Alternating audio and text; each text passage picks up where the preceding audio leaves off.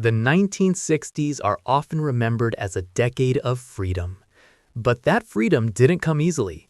At the start of the decade, Hollywood was still trapped by rules written in the 1930s. Rules about sex, rules about morality, rules about what audiences were allowed to see. And then something changed. These films didn't just push boundaries, they made those boundaries collapse. They shocked audiences, angered censors, and terrified moral authorities. Not because they showed everything, but because they showed enough.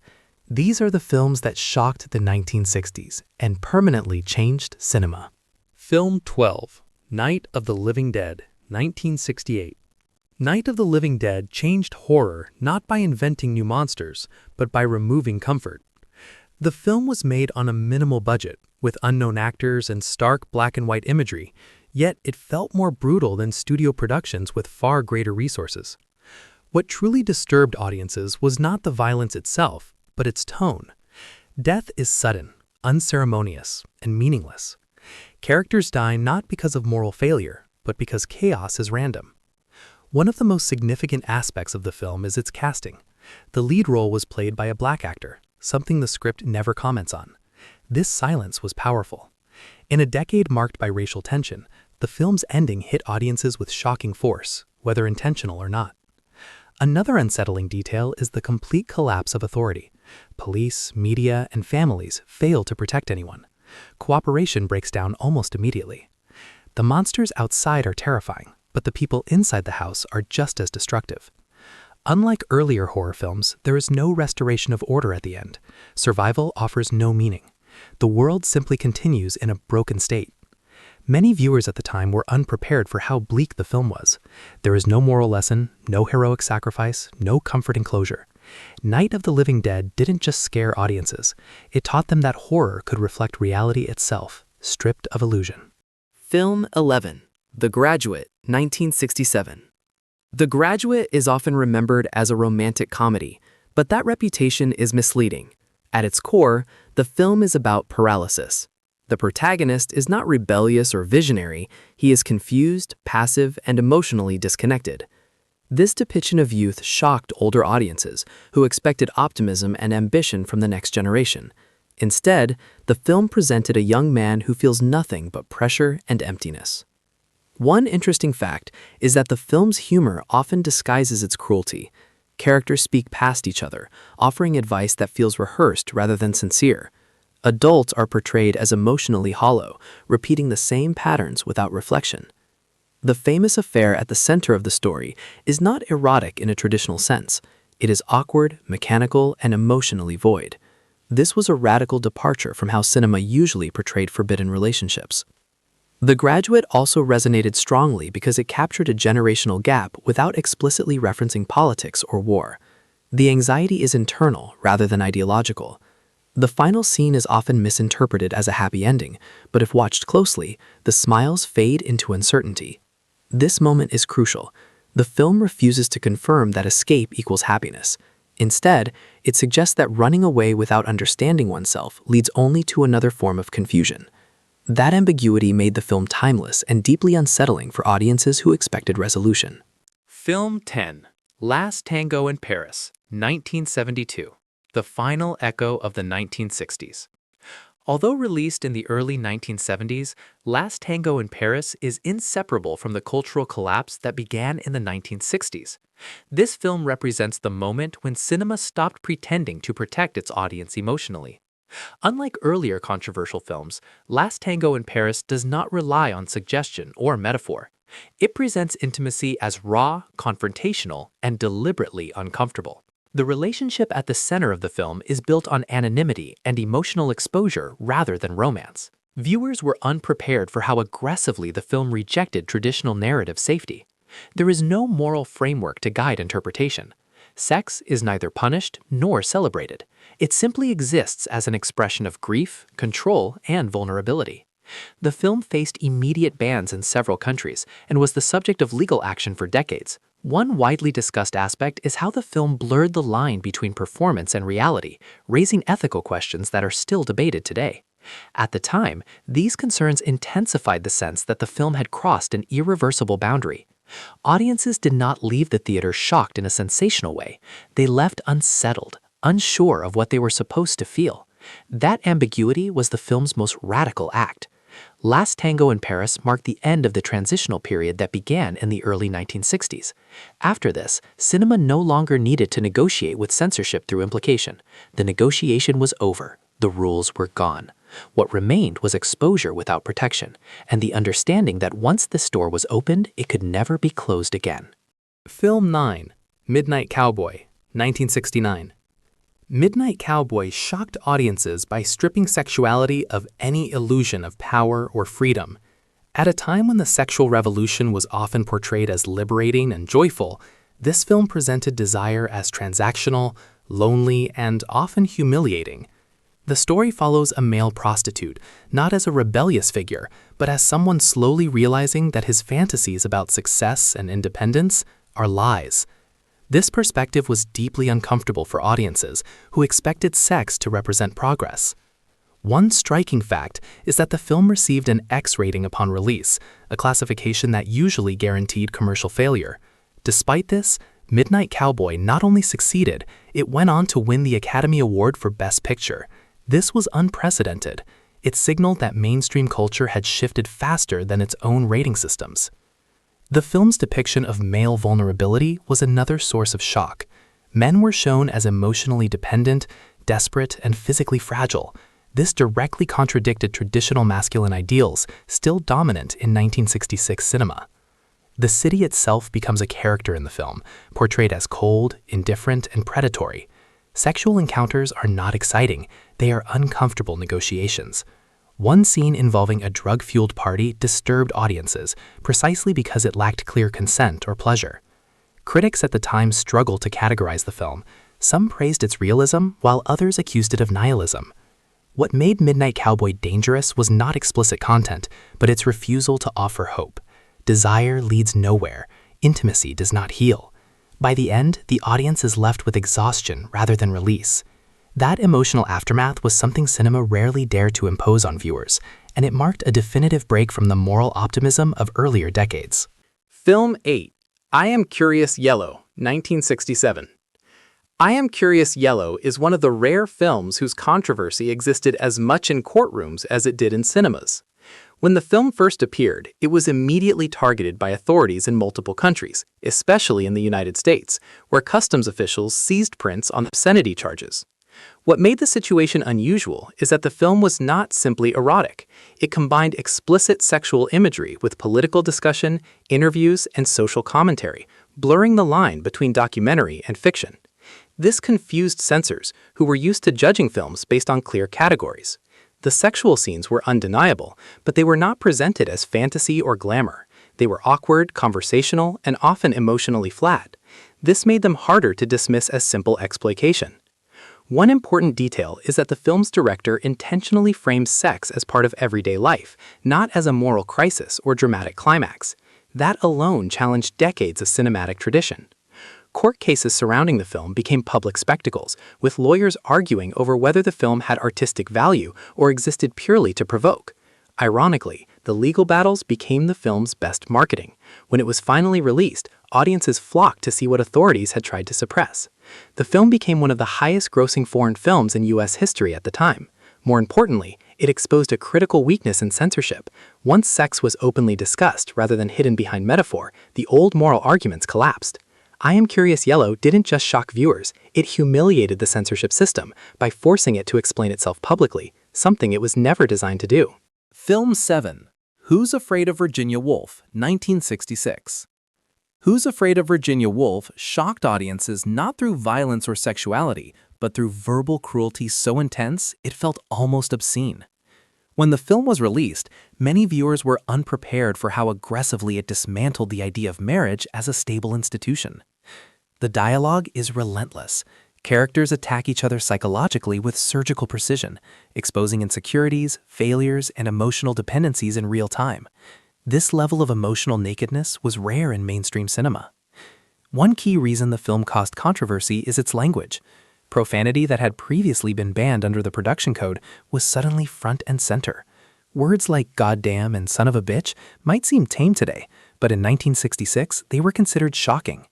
The film was one of the final nails in the coffin of strict Hollywood censorship, proving that adult language could coexist with serious art. Elizabeth Taylor's performance was another source of surprise. Known primarily as a glamorous star, she deliberately transformed herself into a character that was loud, bitter, and emotionally destructive. This reinvention unsettled audiences who expected beauty and restraint. There is also an interesting psychological layer beneath the surface. The character's cruelty functions as a survival mechanism. Their invented stories and emotional games are not just abuse, but attempts to give meaning to a life that feels empty. At the time, critics debated whether the film was nihilistic or honest. Some accused it of glorifying emotional violence.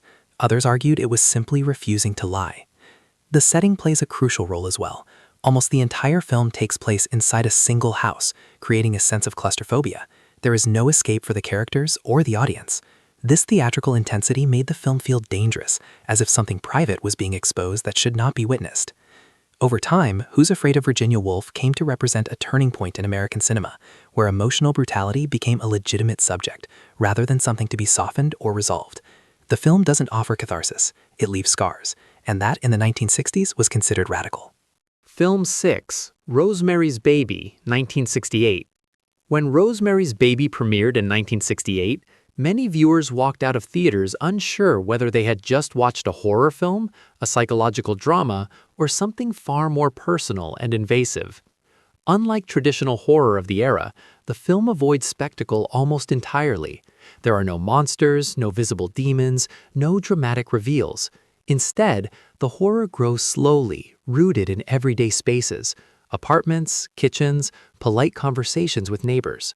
This familiarity was intentional. Roman Polanski wanted the audience to feel trapped inside Rosemary's perspective, sharing her confusion rather than observing it from a safe distance. One disturbing fact often overlooked is how closely the film mirrors real anxieties of late 1960s urban life. New York City was experiencing rising crime, social alienation, and distrust of institutions. The film turns neighbors, doctors, and even husbands into potential threats. This was not accidental. Polanski himself had recently experienced profound personal trauma, and his worldview shaped the film's tone. Another unsettling element is how pregnancy is portrayed not as a miracle, but as a loss of bodily autonomy. Rosemary is constantly told what she feels, what she remembers, and what is normal, despite her obvious suffering. At the time, this struck a nerve with female audiences, even if critics struggled to articulate why. The film also generated controversy for its religious implications. While it never explicitly shows satanic rituals in graphic detail, the suggestion alone was enough to provoke backlash from religious groups. Interestingly, the studio marketed the film cautiously, avoiding over-horror imagery, fearing protests. Despite this, Rosemary's Baby became a massive success. Over time, it influenced an entire subgenre of horror focused on paranoia rather than fear.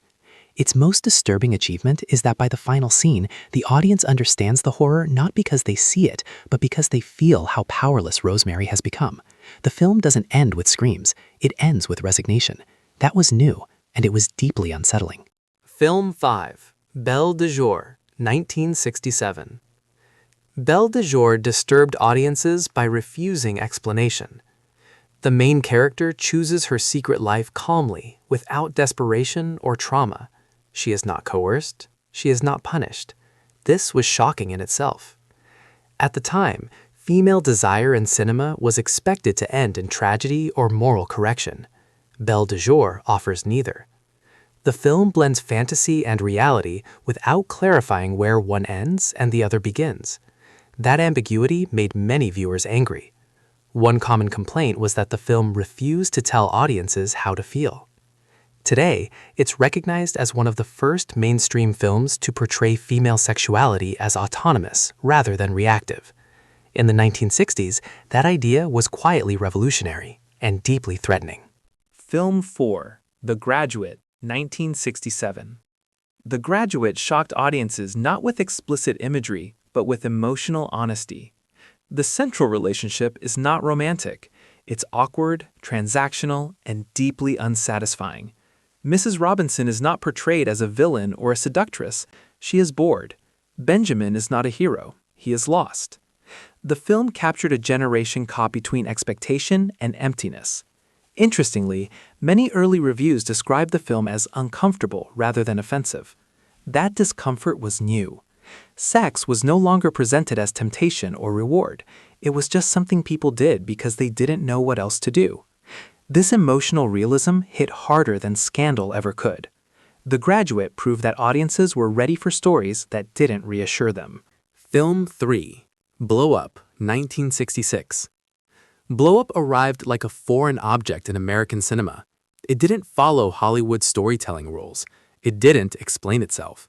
Sex appears casually, without drama or consequence. Nudity is present, but emotionally distant. This alone guaranteed rejection by the production code. When the code refused approval, the studio released the film anyway, a move that would have been unthinkable just a few years earlier. That single decision effectively killed the censorship system. An interesting detail, many early American reviews focused less on the film's mystery and more on its moral emptiness. Critics complained that characters felt detached, bored, uninterested in consequences. That was exactly the point. Blowup suggested that freedom itself could feel hollow. It wasn't rebellion, it was emotional numbness. For 1960s audiences, this was deeply unsettling. The film didn't shock by excess, it shocked by indifference. Film 2. Lolita, 1962. Lolita was one of the most feared projects in Hollywood before it was ever filmed. The novel was already infamous. Studios refused to touch it. Actors were warned away from it. Stanley Kubrick knew he could never adapt a book directly. Instead, he turned restraint into tension. Almost everything disturbing about Lolita happens between the lines. Dialogue is coded. Jokes land wrong. Laughter feels inappropriate. The film constantly forces the audience to recognize desire without allowing them the relief of explicit confirmation. Posters alone caused outrage. One featured a young girl wearing heart-shaped sunglasses, nothing explicit, yet instantly controversial. Religious groups protested. Critics accused the film of normalizing taboo. Kubrick later stated that if censorship had been even slightly stricter, the film would have been impossible to make. Lolita proved something uncomfortable. Censorship could limit images, but not ideas. And once ideas entered popular culture, they could not be controlled. Film 1. Psycho, 1960. When Psycho was released in 1960, it didn't just shock audiences, it rewired how they watched movies. At the time, Hollywood thrillers followed an unspoken contract. The main character survives, violence stays distant, sexuality is implied, never intrusive. Psycho breaks that contract deliberately. From the opening scene, the film places the audience in an uncomfortable position. We are watching a woman in her underwear in a cheap hotel room after an illicit affair. That alone was a violation of the production code.